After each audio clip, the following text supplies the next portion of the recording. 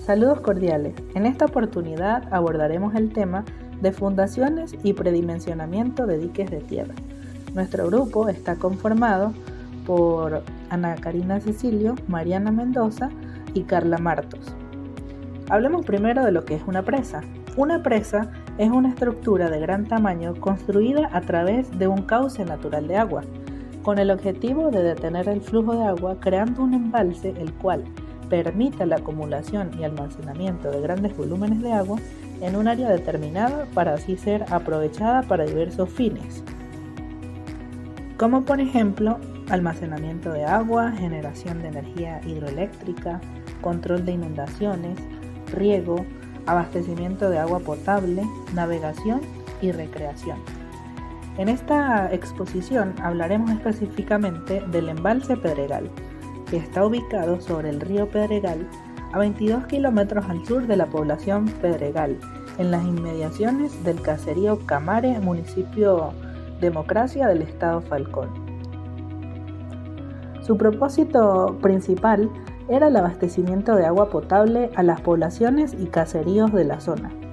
También el control de inundaciones en la población del Pedregal y el riego de unas 2.000 hectáreas ubicadas aguas abajo de la presa. Hablemos ahora de algunas características del embalse.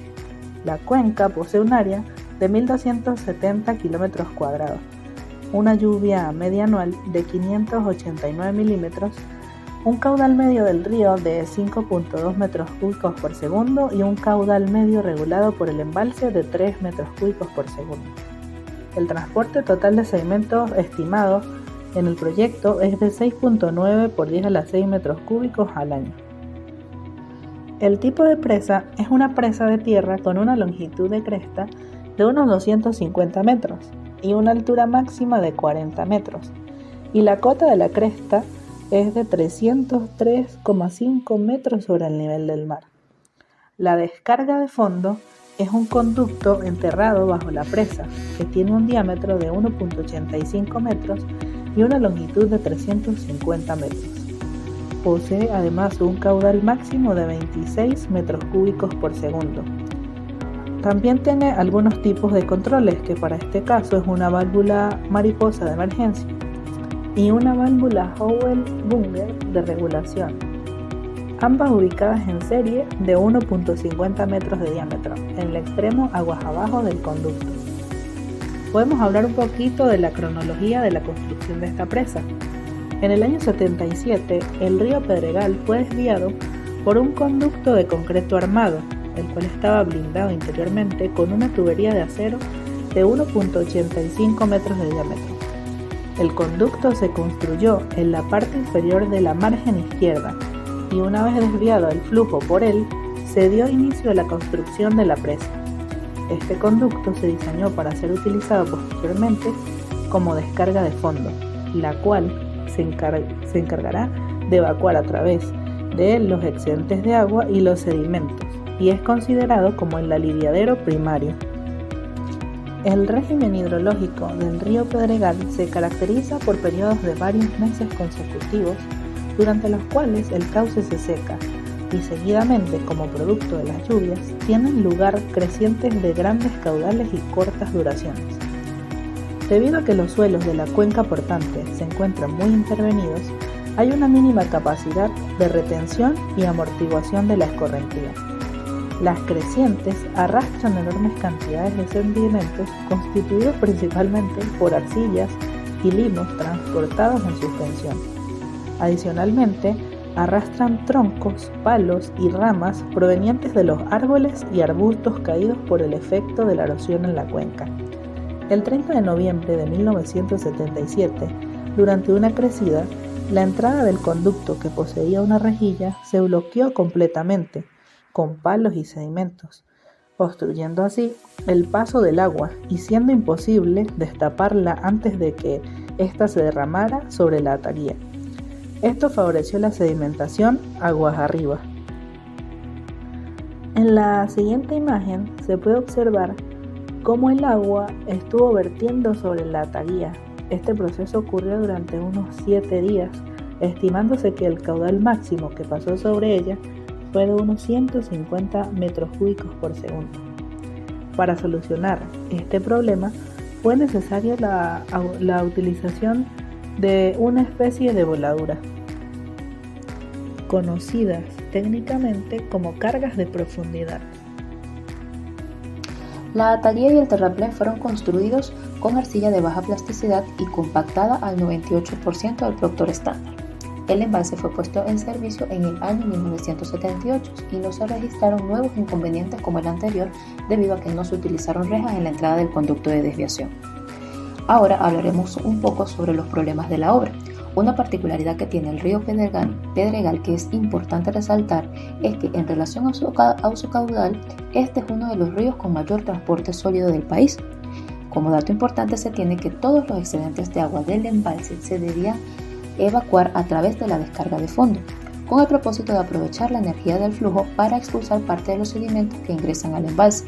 De esta forma, la descarga de fondo pasa a ser el aliviadero primario, ya que el aliviadero superficial solo debía operar cuando la magnitud de las crecientes sobrepasara la capacidad de evacuación del conducto de fondo.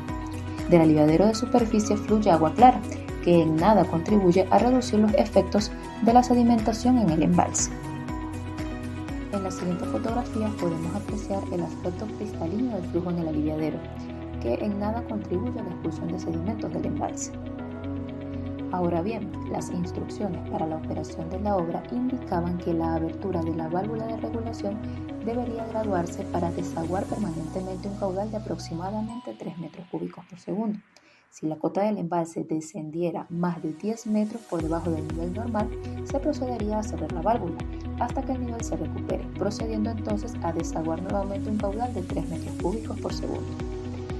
Se indica también que cada 3 o 4 meses a lo sumo la válvula debe ser operada a su máxima capacidad por 1 hora como mínimo, independientemente de que el aliviadero de superficie funcione o no, para eliminar el sedimento acumulado en torno a la estructura de rejas de la entrada del conducto y mantenerla despejada. Durante los primeros años de operación del embalse, la descarga de fondo fue manejada correctamente y los resultados de esta operación se tradujeron en una eliminación de sedimentos muy importante. En las siguientes imágenes se puede apreciar una secuencia del flujo de barro a través de la descarga de fondo durante una prueba en la que se abrió gradualmente la válvula mariposa, antes de instalar la válvula de 1.50 metros de diámetro en el extremo de la tubería. Se observa que el flujo emergente es sumamente denso. Luego, a mediados de 1982, por razones que se desconocen, se dio instrucciones a los operarios del embalse de cerrar completamente la válvula de cono, la cual permaneció así por más de 1 año. Al mantener cerrada la válvula, los excedentes del flujo que ingresaban al embalse necesariamente tenían que salir por algún sitio, por lo que entró en operación el aliviadero de superficie, el cual, tal como se indica, descarga agua clara, que en nada contribuye a la evacuación de sedimentos. Ya a mediados de 1983, a causa de la presión ejercida por los regantes de la zona, aguas abajo de la presa, se procedió a abrir la válvula, encontrándose que la misma y todo el conducto de la descarga de fondo se encontraban completamente llenos de barro solidificado, sin que tuviera lugar flujo. Desde entonces, la descarga de fondo quedó inoperativa. En 1990, cuando el embalse se encontraba ya completamente sedimentado, se despejó la descarga de fondo, hasta llegar a las rejas de su entrada desde aguas abajo.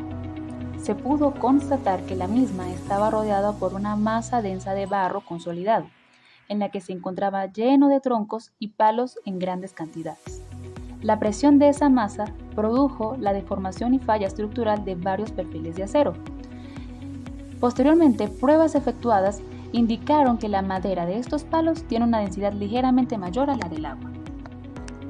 Los ingenieros forestales de esa época hicieron estudios a esa madera y manifestaron que existen especies vegetales que poseen las características descritas y que con frecuencia predominan en zonas áridas, semidesérticas, casualmente como la del río Pedregal.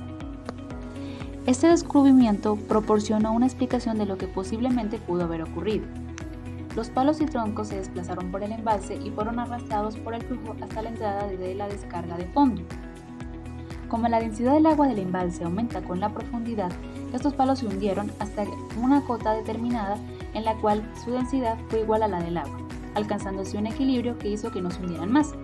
Al ser arrastrados por las corrientes del embalse y llegar a las inmediaciones de la presa, fueron succionados hacia la entrada de la descarga de fondo, donde se quedaron retenidos por las rejas y se fueron acumulando gradualmente. En el país no se tenía experiencia de este tipo hasta que ocurrió este caso. La práctica común en los proyectos de obras de embalse siempre había sido considerar que los troncos, palos y ramas flotan en la superficie del agua, por lo que antes de este caso no era imaginable que tal cantidad de palos sumergidos pudiera obstruir las rejas de una descarga de fondo.